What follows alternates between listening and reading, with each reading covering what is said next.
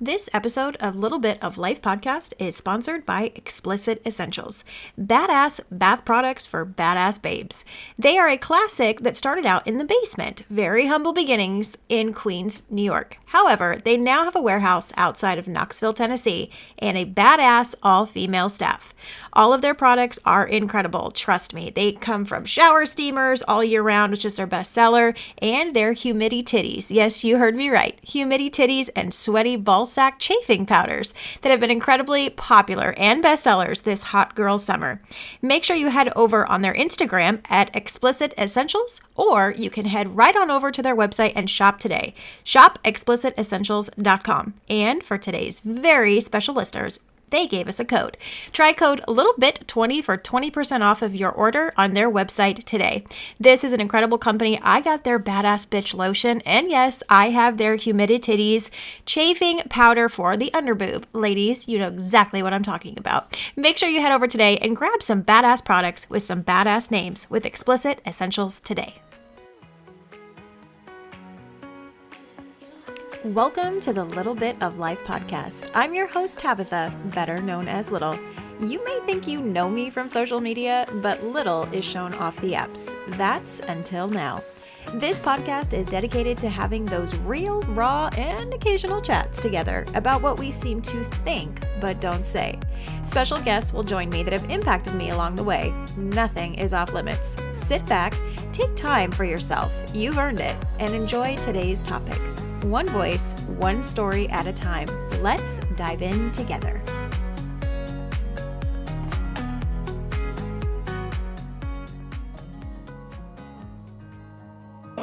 You make me want to be a better man.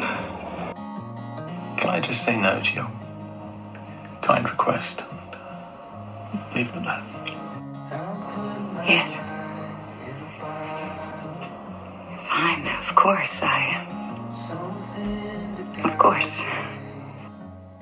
I'm sorry, Harry. I know it's New Year's Eve. I know you're feeling lonely, but you just can't show up here, tell me you love me, and expect that to make everything all right. I love you. I've loved you for 9 years. I've just been too arrogant and scared to realize it. And, well, now I'm just scared, so... Why aren't you at the party? Oh, because it's a dance, and to dance you need a partner. My partner is right here. Okay, it's too late. I'm with somebody else. I'm happy. This ship has sailed. So what do you say? You just sort of put away feelings or whatever the hell it was that you felt for Hey, I've been doing it since the 9th grade. I've gotten pretty damn good at it. All right, fine. You go ahead and you do that, all right, Ross? 'Cause I don't need your stupid shit. Good. Now say you're good too. You're a bird, I'm a bird. You know, I made that bet before I knew you, lady. Before I really knew me. What was it for, anyway? I mean, what did you end up losing? My best friend. Okay, then you're gonna have to understand that you're with a guy who's not gonna stop planning his future with you because he knows we're gonna end up together. And if that scares you, tough, because you're gonna have to deal with that. Fine, I will. Good, because I love you. Oh, yeah? Yeah. Well, I love you, too. Well, that's the first time we've said that. Yes, it is. Well, I'm gonna kiss you. Well, you better. We're sorry, it is not necessary. We're sorry, you have... No, wait, maybe not. Dating in 2023? What's that? That's a joke. I have a better chance of going standing out in traffic and not getting hit by a car. I'm good. Dating today is an absolute joke. It's pathetic. It's like a dumpster fire mixed with a flood and a fucking hurricane. I would literally trust gas station sushi over somebody telling me that I am the only one they are talking to. Dating is like a dumpster fire. You know, dating in 2023 is so unique. You know, we've always been told our entire lives that there's more fish in the sea. There's plenty of fish in the sea, you know. But sometimes I feel like we're fishing in Lake Springfield off The Simpsons. Dating? What's dating? Do you mean situationships, cheating, lying, and narcissistic abuse. But what the fuck is dating anymore? What I've learned in the dating pool is dating is like a shark pool. They either attack, they're crazy, or their sense of smell is who can they destroy. I know, we are in the generation, literally, where people get so confused. They confuse healing with homing. Five Guys is a burger restaurant, not the number of situationships last month. Oh gosh, how do I feel about dating in 2023? We need to go back to dating people and not just like, I almost feel like it's the speed dating thing where you see 2-week trial period and then it's like, nope, next. Hey guys, welcome in. We are launching season 4. Where's the time gone? I don't even know. But I am so happy that you guys are right here with me right now. Let's dive into today's episode. From judging the intros, do you kind of guess what today's topic is about? Dating. When you say that word dating, you get the ick. I know I do. And especially, what if I told you for today's episode that maybe the way you're dating is wrong, but maybe the way that you're dating is right, or maybe there's somewhere in between. I love throwing topics your way when we talk about dating and we talk about life choices, life decisions, and I kind of wanted to just go on this topic for season 4. It is called E&M. Do you know what that is? Ethical non-monogamy. Hi, did I get your attention now? Thought so. Sit back and enjoy today's very special episode with Nicole. She is a relationship dynamic coach that is giving us permission to pursue sexual and or romantic partners, and knowing the difference between putting people in boxes or categories based on romance and relationships, and really how we cut off our dating options from those boxes and societal dating expectations. Sit back, relax, enjoy, and make sure you interact on today's episode on the poll. If you're listening on Spotify, I want to know, are you dating the right way, or do you think maybe now after listening you're dating the wrong way? Let's dive in and make sure you don't get the ick on this one. Just sit back, enjoy, and maybe take a few notes here and there. Hey guys, welcome into another episode, Little Bit of Life podcast right here with your host, Little. I'm very excited for this episode today because it's different. We've talked true crime and trauma and domestic violence, and we've talked about some kind of very heavy topics.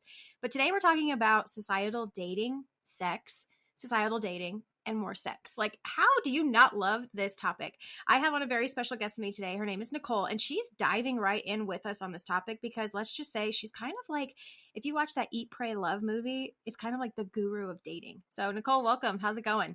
Good. I'm so happy to be here. I can't wait. It's like, you know, I love talking about it. And so any chance I get, I just want to talk about it.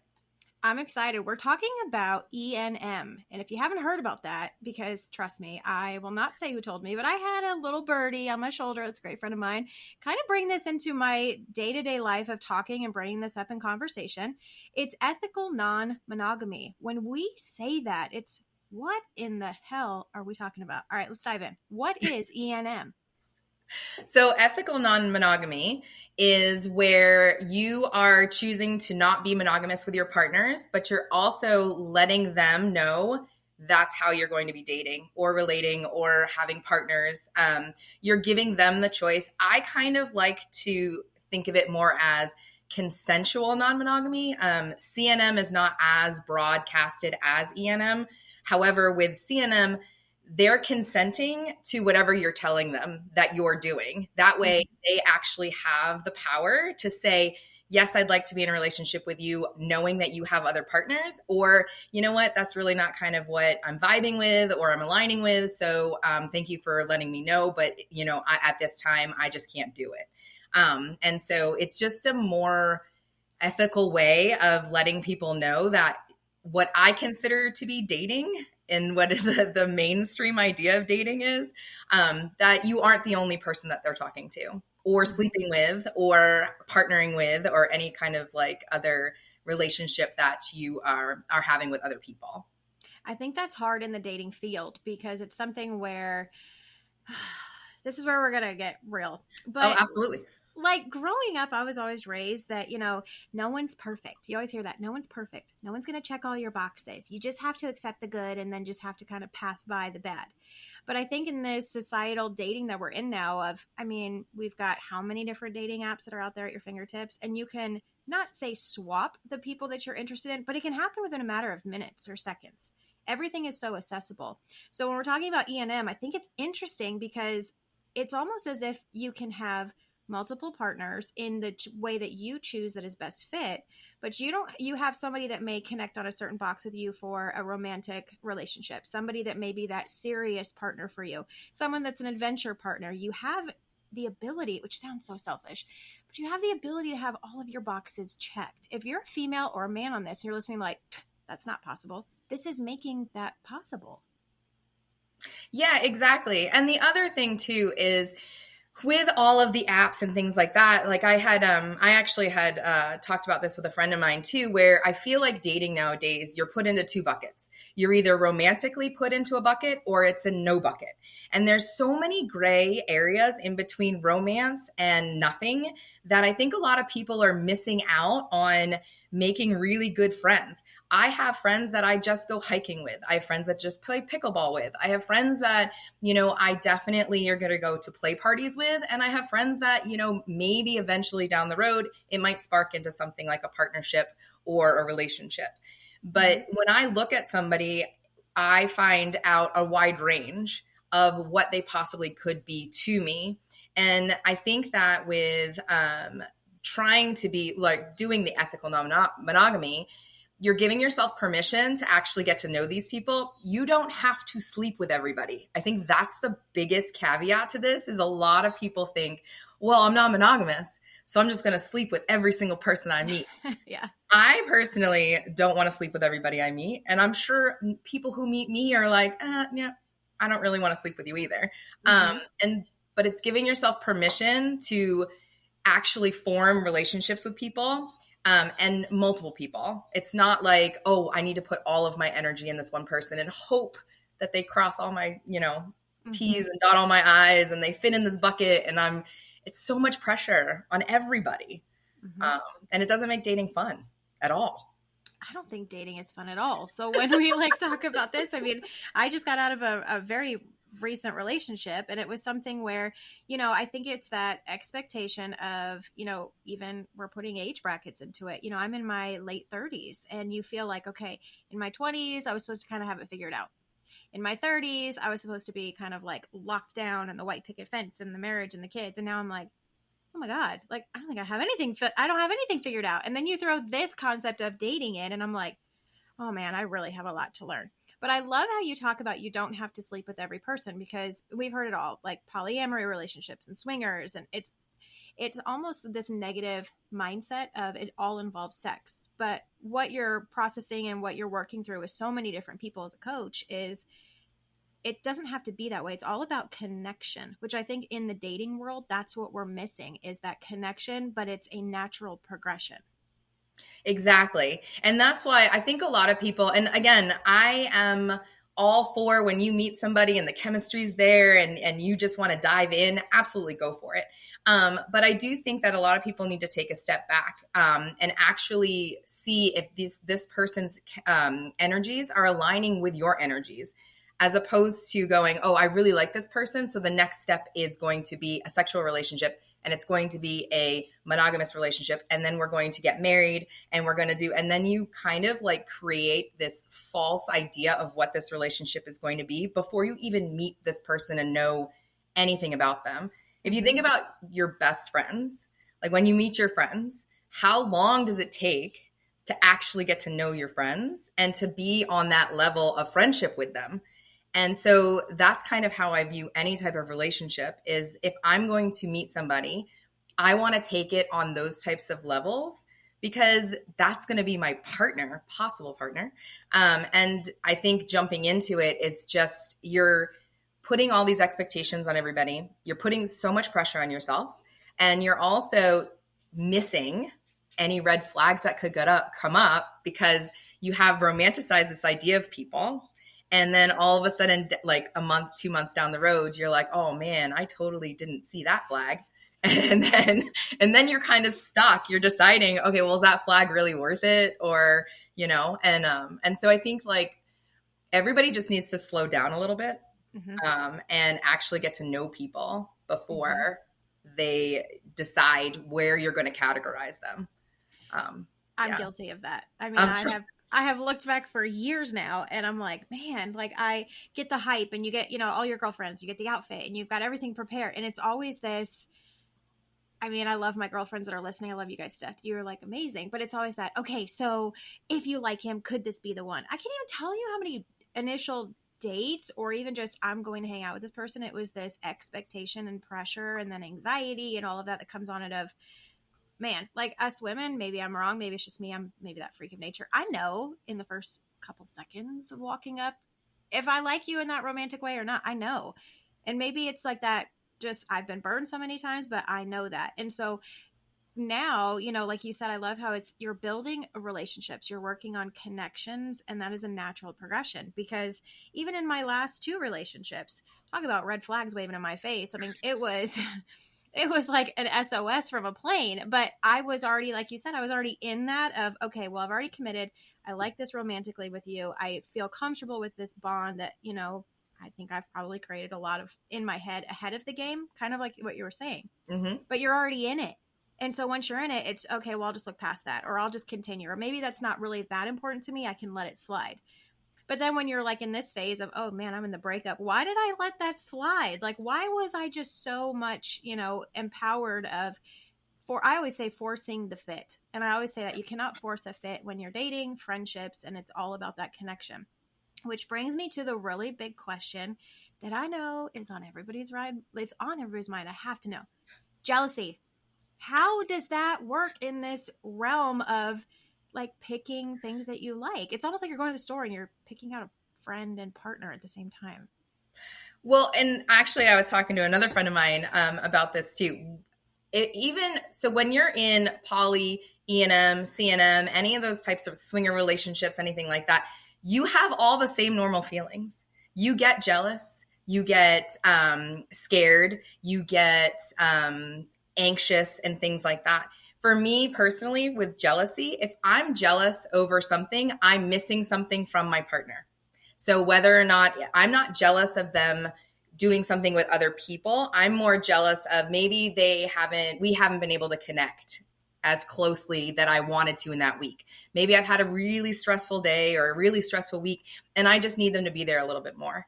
And that takes us into communication. The biggest thing for me that I have learned doing all of this, and actually, so I've been in this for about 22 years now. I didn't realize my relationships up through college all the way till now were open relationships. And then in the last 5 years, I kind of delved more into it, and I have been in multiple different types of relationships. And so like I've learned that the communication level with people that are in these types of relationships is amazing, because you have to be able to communicate your wants and needs. You have to be able to understand what somebody else is communicating to you. You have to have extremely hard conversations, because things cannot be nuanced, and you cannot assume anything in these types of relationships.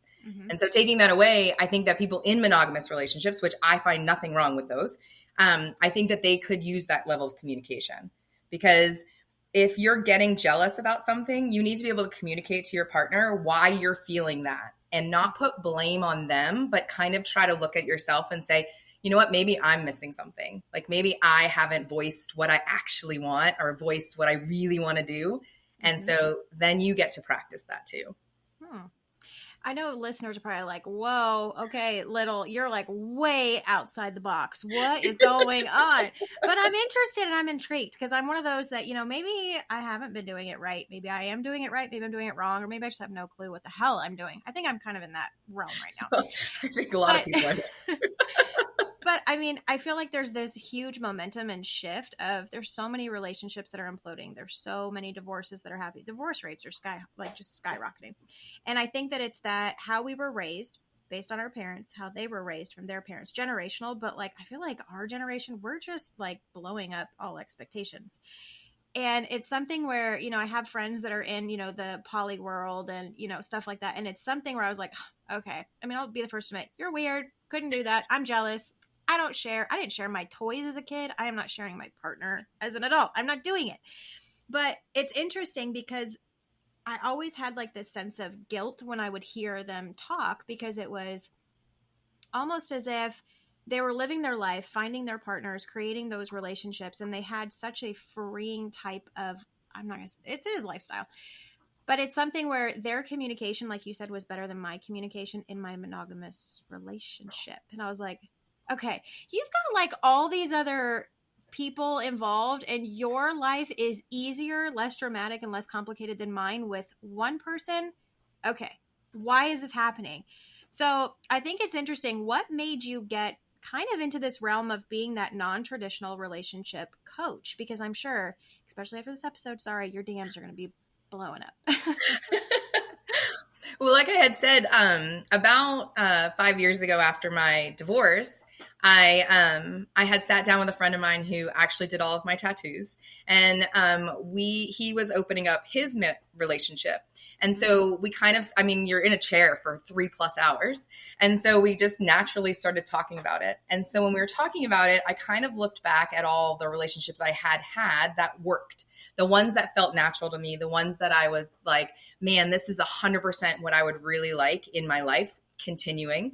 And so then I started reading books. I started meeting people. There are a couple apps out there that are for people who are in open relationships. Some are better than others, like any dating app out there. And so I just started to meet these people in every possible type of relationship that I could. It was almost like I kind of picked and chose. I was like, okay, I haven't tried poly yet. Let me try that one. I haven't tried swingers yet. Let me try that one. And so I kind of like crafted what I wanted in my own partnership. And then I started to find myself attracting people who either had never been in this or were just starting out. And so I had found that people started to tell me, you're super comfortable to be around. I could talk about it. It doesn't bother me. I'm non-judgmental and educational. And so it just kind of spawned from there. And so then after a while, giving people advice and bringing people in, I just kind of sat down and said, I think you can do this. Like, this is your niche. Like, this is it. Everybody asks you anyway, and you're not afraid to share and you're not afraid to put it out there. So let's see if we can help other people out. And again, like I said, just because you start E&M doesn't mean that you are going to be open, like you had said, sharing. Mm-hmm. What is your idea of sharing? Is your idea of sharing just sexually sharing, or sharing your partner with other people to do other things? That's the hard part. It depends on how invested I am in that partner. Because I've had partners that I'm like, yeah, I don't care if you have friends that are, interests, or you go out and have, beer, or you go camping or hiking or something, versus like my last one, I was like, oh no, you're not even leaving the driveway. I will cut you. I will steal your keys. You're not going anywhere. But it's something too that, like, my last one, I was very comfortable in my relationship that I didn't worry about others. Mm-hmm. Versus the one prior, it was almost like that jealousy. And when I look at it, it was that lack of communication and that lack of trust, which kind of brings me to that question of, if there's people that are like, okay, yep, my dating life is not working, my structure is not working, I'm going to kind of just look into this. How do you bring this up in conversation? Because you can't just go on like you can't go on Bumble or whatever else is out there, or Tinder, and be like, hey, I want to date multiple people, because you're not going to be in that mixture of people that, one, understand, two, like you said, that are educational, and three, you're going to get a lot of judgment, because let's be real, if people don't understand something, they judge first instead of just listening and learning, which is why we're doing this episode today. Yeah, absolutely. And so anybody who wants to start it, the biggest thing that I say is, once you meet somebody, especially on a dating app or anything like that, there are multiple all across the dating apps. Once you know what the terms are, you will find them. You will find them on every single platform. They will put a couple things in there. Open-minded is a lot of big ones. E&M is in there a bunch, and all that kind of stuff. Mm-hmm. I think the biggest thing is, you don't need to bring up the conversation immediately after you meet somebody. Because again, the whole goal is to get to know whether or not you even want to date this person. Do you want this to go further than a couple text conversations and meeting for coffee or meeting for dinner and things like that? So if you bring it up too close in the beginning, I find in my personal experience, a lot of guys will assume that you are going to just want to sleep with them. Yeah. Oh, I'm open. So then it turns into a way more sexual relationship. And if you're not looking for that, then there's no reason to bring any of that up. And so once you've met somebody and once you've said, okay, man, this person, I definitely want to see this person again. Then you can bring it up in a conversation. And that is definitely hard. It gets easier as you go, but you could also bring it up as, what are your views on dating? And ask them. Just say, hey, you know what? What are your views on dating? Right now, I am talking to a couple people. I am dating, which means that to me, I am seeing people or going out with people, multiple people at this time. If we start seeing each other, we can definitely do a check-in if we see this going somewhere and decide whether or not we want to close it or we want to keep it open. But I just want to let you know that right now I would really love to continue seeing you, but I am also seeing other people. It can be super simple like that. Like until you actually have a sexual relationship with somebody, nobody needs to know any of that stuff. Yeah, it's always do hard not anyway. Yeah. It's always that it's always like the end of like dating or the dates, if you want to call it a date, or the meetup or whatever. Like, so are you hanging out with other people? It's like your heart just is like, like, because then it's like, I feel like, especially in what we're talking about with your topic, it's okay to say, yes, I am, because it's accepted, versus monogamy. It's, well, I mean, you kind of have to like tiptoe. Yeah, well, I am, but I really like you. But it's like, okay, this kind of just gets rid of all the weird, awkward of this is who I am, and you either accept it or you don't. Which leads me to a very interesting scenario. So, because you mentioned it, just because you can do check-ins and then you could possibly close it off. So in this new realm of dating, let's say that you're seeing somebody, but you're also openly talking to other people. You want to close it with one person, but they still want to stay so-called in that scene. How does that work? How does that conversation even come up? And what happens then on communication? Because I feel like that would be the hardest conversation in all of this of, hey, I really like you. I think you're kind of what I want. So how do you close that once you're so-called your foot's in the door? Well, I guess the other thing too is, so you have to decide. So let me backtrack for 1 second. I think the biggest thing too, especially with dating nowadays or dating period, you have to sit down and you have to write out exactly what you want, but you have to write out exactly what it makes you feel. I want somebody who does this for me because it makes me feel like this. Because if you put feelings in things, then it's going to be easier when you meet people to say, okay, you know what? Maybe they're not completely aligned with me, but I love the fact of their sense of adventure and it makes me feel like, ooh, I can share that with them. Mm-hmm. So once you've started established dating somebody and you feel like, you know what, this is it, I'm going to invest time in it, you can actually just say that to them and just say, hey, listen, I love that where this is going. I have decided that I'm going to just invest time in you. And then you have to decide and be ready for them to say, I'm going to invest in you too, and close it off, or I'm not ready yet. And once they say that, again, it's another decision. Are you going to be comfortable enough to trust that you know what you want, you know what kind of catch you are, you know what you're worth, and allow that person to make their own decision? Because you can't control what they're going to do. And the second that you try to do that, you're going to force their hand into something maybe they're not ready for. Maybe they need a couple more days to decide. Maybe they need a week. Maybe they need to look at themselves or look at the people that they're already dating and decide, oh, you know what? She's right. She's way worth it over these people. I'm going to make that decision. And then it's a way better relationship start as opposed to being like, well, I'm closing it, so you have to. I think my fear, and maybe it's just me being uneducated with this, but my fear would always be, how much is enough? And I wonder if listeners are kind of questioning that too, of, are you ever going to find what you're looking for? Because I feel like with so many options and spending time with people, and like you've said, you choose how many people you interact with and bond with, and that's part of dating. Yeah. But my thing is like, it's almost like you're a kid in a candy store and you have so many samples. When do you stop sampling? Like, when does your stomach start hurting? And you're like, okay, I've had enough. Because like we've talked about from the beginning, this isn't all sexual. So, I mean, I'm really focusing on the emotional connection. And you almost get that sense of ease, I guess it sounds like, with yourself, because you're finding your feelings and communicating. So what happens when you're just, there's so many options? Like, is it ever enough? Or do you ever just get tired of it? Well, absolutely. It's like any type of dating. There are definite times where I'm like, you know what? I can't talk to anybody new right now. I can't do the small talk. I can't do any of that kind of things. You do still look at it as intentional. So what are your intentions? When I meet somebody, my intention is to see what kind of friend they're going to be to me. I know exactly what friends I have. I know exactly what I like in my friends, and I know exactly what kind of friend I am. So like when I meet somebody pretty quickly, I can tell whether or not you're going to be part of my friend group. Like, are you gonna, and then once I've decided that, then it's like, oh, I'm gonna actually date you. I date my friends just as much as I date romantic partners. I think a lot of people miss that out, especially when you're dating, because you're always looking new, and you're not creating these like bonds and relationships with friends because you're like, oh, well, they'll be there. I don't have to worry about them.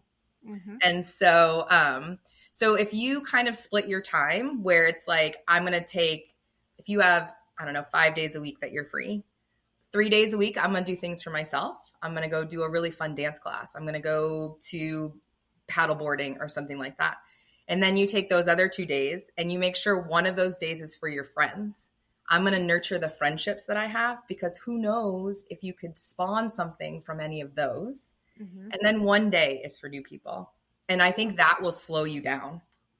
So I think looking at, even my past relationship and the one before that, I dated long distance, and I often wonder if it's because I was kind of looking at it as it was like a safe spot of I'm connected, but I have my life, I have my freedom, my independence.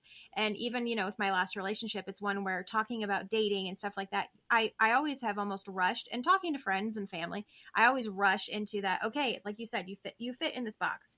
Do I like you romantically or do I not? And I always discarded people if they were not, without even knowing them. It was just that face value. And when my ex and I met, it was kind of weird, because when we're talking about dating, normal dates for a first date is not somebody flying in from out of state where you pick them up for the first time in an airport, like, hi, after texting, a couple weeks. And it's like, oh, stay at my house for 3 days. And, it's almost like we went from, hi, nice to meet you, to, and it was, don't get me wrong, we were so completely comfortable with each other. It was almost like we had known each other forever, which was really weird. But it was something where I just jumped into it, and there was no friendship. Like, I don't think since I was 25 and now I'm 37, I think I've been missing that point of I don't meet somebody and look at them as a friend, create that bond first and experiences and get to know them, as my mom likes to say. Yes. I just jump from, hi, you're good looking, I like you, I like this, like that. Okay, we're together. And then when you're in that, then you're like, oh, holy shit, I went really fast. And now I'm not sure if I like this, but I do like this, but I'll pass on this. But you're already in it. So this process is interesting to me because it allows you to slow down, allows for natural progression, allows you to learn about yourself and what you want. Because through our conversation, I picked it up. Your expectations from what you need can change. And that's okay. Versus like when you said, write down what you're looking for and how you feel and how things make you, those could change. I mean, heck, if I wrote that right now, I think that would change on an hourly basis. So I think we have to give ourselves a little bit of grace. And I think that this is a very interesting topic to talk about in dating, because I'll be honest, when we first came on and I first started hearing about this, and trust me, I Googled until my fingers fell off. I mean, there's so much information. But I sat there and at first I was like, ew, no, like I don't share. I wasn't raised that way. But then when I was reading, I was like, okay, there's like bits and pieces that, okay, yeah, I get it. And it's something where, I have friends that are practicing this, and it's almost that guilt. I think it's, how do you get past that guilt? Like first walking into this, when you've been raised a certain way, like if you go on a date and you like somebody, that's it. You dive all in. You don't talk to other people. So how do we get rid of that guilt for listeners that might be wanting to try this out for the first time? Yeah. And guilt is real, because it took me a long time. It also took me a long time to put it out in the public. It took me a long time to, a couple of my friends knew, but they were specific friends. And so like the guilt is real just simply because society keeps telling you you're wrong. It's society. Even when you meet people in this and you're like, oh, well, that can't work for me because I can't do that. I have a kid. I have this. I have that. There's no way that I could make this work. Like you guys are just this rare breed that can do this. And so what you need to do is you need to, again, decide what you really are looking for, like what you're comfortable with. And the biggest one is if you go back to your past relationships, think about what didn't work for them. And for me, that was a big one because I realized that the 2 monogamous relationships that I had over my multiple years did not work. And it didn't work for a multitude of reasons. But one of the biggest reasons was I didn't feel like I could be myself truly. And then you go into okay, well, who actually are you? Like, who are you as a person? Like, what are your likes and dislikes? What are your desires in anything in life? And then also in relationships. And so the guilt part is one of those things that eventually it will go away. The biggest thing is it will keep coming up, just like jealousy, just like any of the other feelings that you have, simply because we're human beings. And sometimes you'll meet somebody and you'll really like them, and they aren't open to the type of relationship you're looking for. And you have to decide, do I want to hold fast to what my beliefs actually are, or am I going to try to fit into the box that they want me to fit into? And that's the biggest caveat. And I think that's for any relationship. It's, am I going to lose myself or parts of me to fit what they want just simply because I really like this person? And it's also coming from a place of lacking, because if you're thinking like that, you're kind of coming from a place of, oh, I'm never going to meet somebody like this again. I'm never going to have this feeling again. And if you really think about it, you probably have had multiple times of those feelings. Yeah, guilty. That's going through my brain of, this is exactly what I've been looking for. Where have you been? And then when it ends, it's like, oh my God, who the hell did I just turn into? And where did I go? And then during it, you're like, oh, I'm never going to feel this again.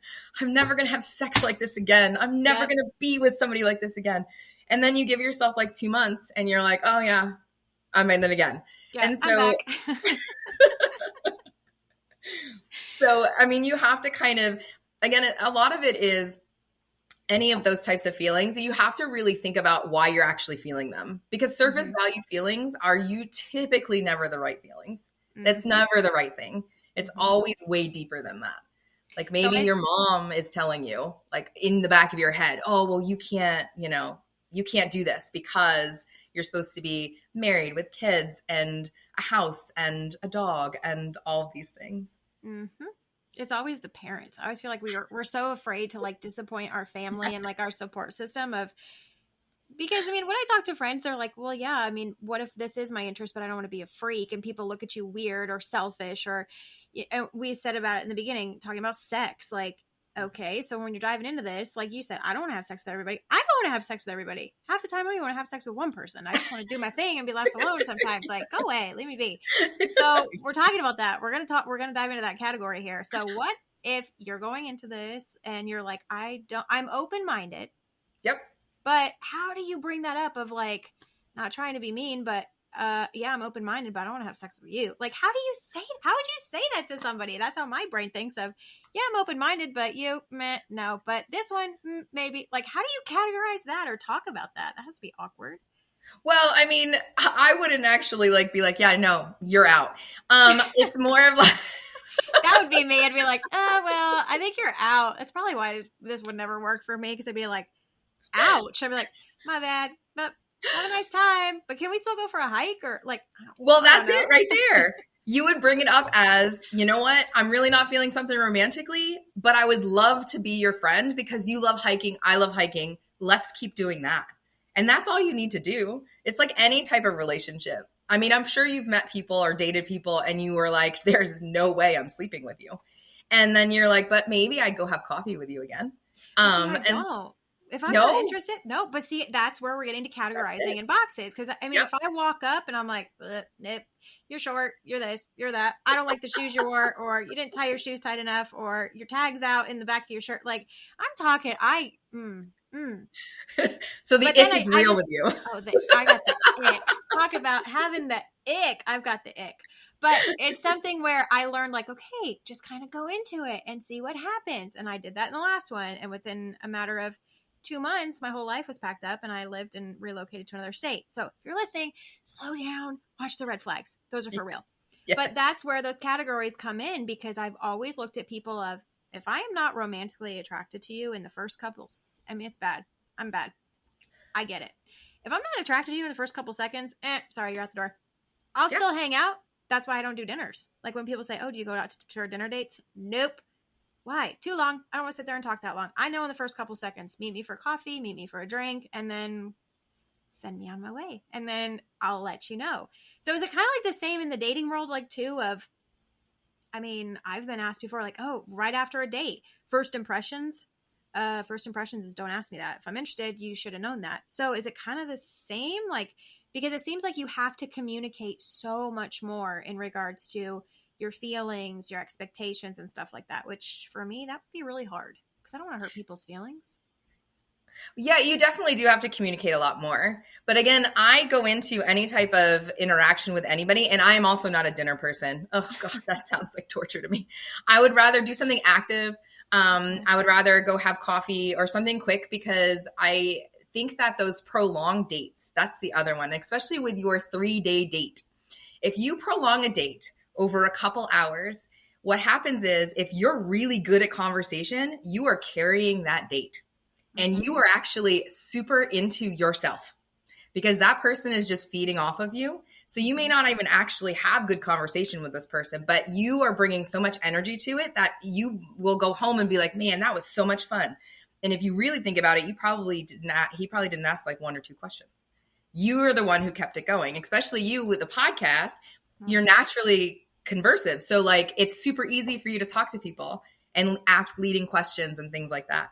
And so when you prolong dates, your dopamine levels are so friggin' high afterwards. You're like, oh man, this is my soulmate. This is a person I want to hang out with again. And then you make a date for the next day or make a date for 2 days later. And you don't have a cooling off period to actually think about whether or not you like this person. And so sometimes when you are caught up in those things, if you give yourself a couple days or a little bit of time between seeing somebody and then like first time and second time, you can at least let your brain reset itself and you can start to think about whether or not you actually like this person. And the second impression is usually the one that I go based off of because first impressions, everybody's throwing out the good stuff. Everybody's trying to put their best foot forward. And so the second date is usually the one where I'm like, okay, I think I could do friendship with this person. Or for me, I'm like, okay, I think I could put you on my pickleball roster. I'm going to add you to that group chat. That's what we're going to do. Or I'm going to put you on, I know maybe we'll work out on Saturday mornings at community workouts. I'll put you on that roster. And so I think that people need to slow that down too. It's a big thing right now where people are like, oh, I'm going to go out with you. And then they go out with somebody 4 times in 1 week in the beginning. And you're just kind of falling into a relationship. You're not learning about that person. You're just like, oh, okay, now you're my. That's when I get the ick. That's when I get the ick. Because then you just get to like this obsession almost of, oh my gosh, you're everything I've been looking for. Okay, well, what's my middle name? Yeah. So I'm a most amazing person in the world, but you don't know my middle name, my favorite color, where I was born. Plus, I hate those conversations. I think that's why I also cannot imagine dating multiple people at a time because my God, those questions suck. Like, so, do you have siblings? What are you allergic to anything? What's your favorite color? Like, you are really going to give a flying shit in a year from now what my favorite color is because you're going to ask me 500 more times. Exactly. So when I heard about this of like, this discovery so-called of societal dating, I'm like, oh my God. Like the thought process, I'm not even there right now, but it's like the thought process of dating just, yuck. But then like dating multiple people, I'm like, nobody's got time for that. I don't even have time to date one person. But it's interesting because this conversation made me intrigued of it's not romantically dating. You're not diving in and romantically dating everybody. It's everybody comes in on the same level and then you work your way up. It sounds like in progression based on your bond and how you are getting along with somebody. Then you can categorize it later. But that's how my brain thinks. And I know a friend of mine, like we're almost OCD. We always laugh and joke and it's like, am I doing the right thing? Am I doing the wrong thing? But should I tell somebody? But now I feel guilty and now I feel selfish. And is there something wrong with me? And I think that that's where the feeling is when so many of us look at this topic of there is no right or wrong way to do it. It sounds like it's a very personable experience based on your comfort and your feelings and your needs. Absolutely. And I think that's one of the misconceptions too, because when people hear E&M or CNM or however a poly or however you want to categorize yourself, they assume that, it's like this one way, and like you have to have multiple people and you have to sleep with multiple people and you have to spread your time out over all of these things. And it's not like that at all. It's just giving people the option and the freedom to do those choices or make those choices and to do what feels right for them. If things don't feel right for you, don't do it. If your whole body is not telling you hell yes, don't do it. If your mind is like, well, maybe I should, but your body is like, I don't think so, don't do it. Like, it needs to be a hell yes before you do anything. And the communication is the biggest piece for this, like you had said before.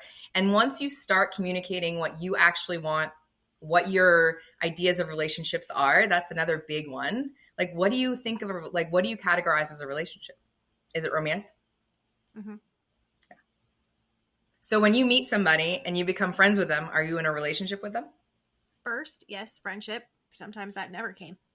Yeah. It was almost like forced to kind of be a part of it. But like I told you, I've done everything backwards. Especially after this conversation, I'm like, oh my dear Lord, have I done some things backwards? Probably why I'm in this position I'm in now. But it's okay. It's all a learning process. We're educating today. It's okay. But I've done everything backwards. Like, yeah, I meet and now I'm like, it's like, are you hot? This is so vain, but we're being everybody. Okay, here's the thing. Everybody's vain, 100%.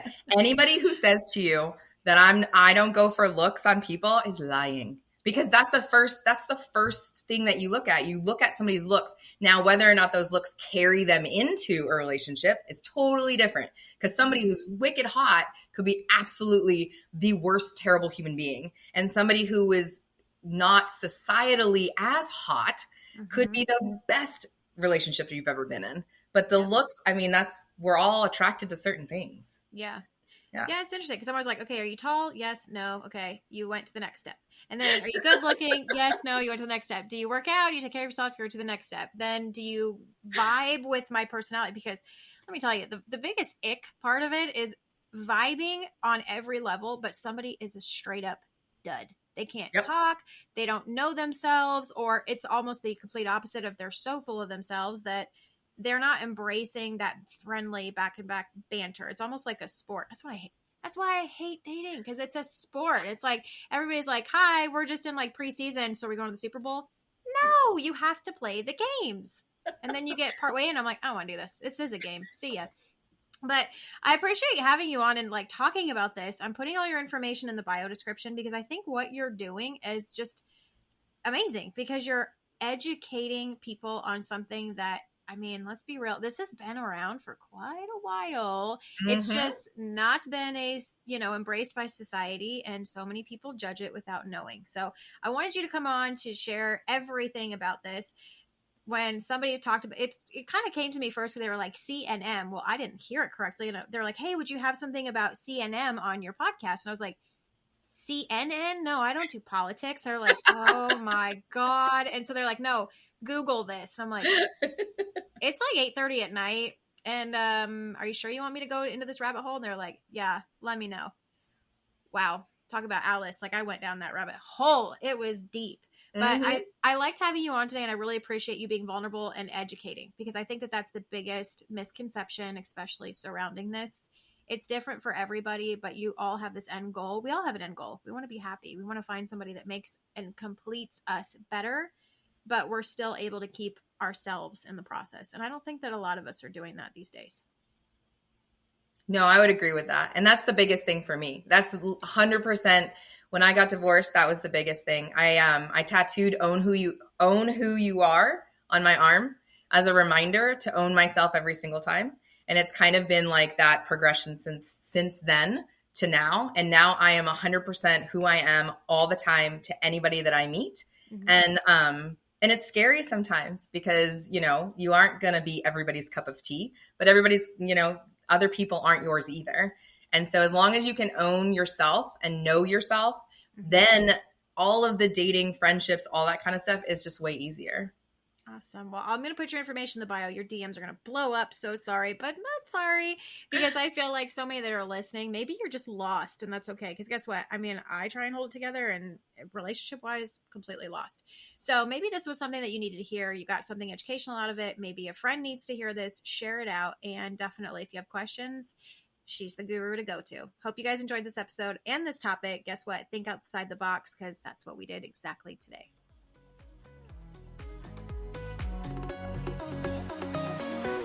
That's a wrap already on today's episode. I hope you enjoyed it.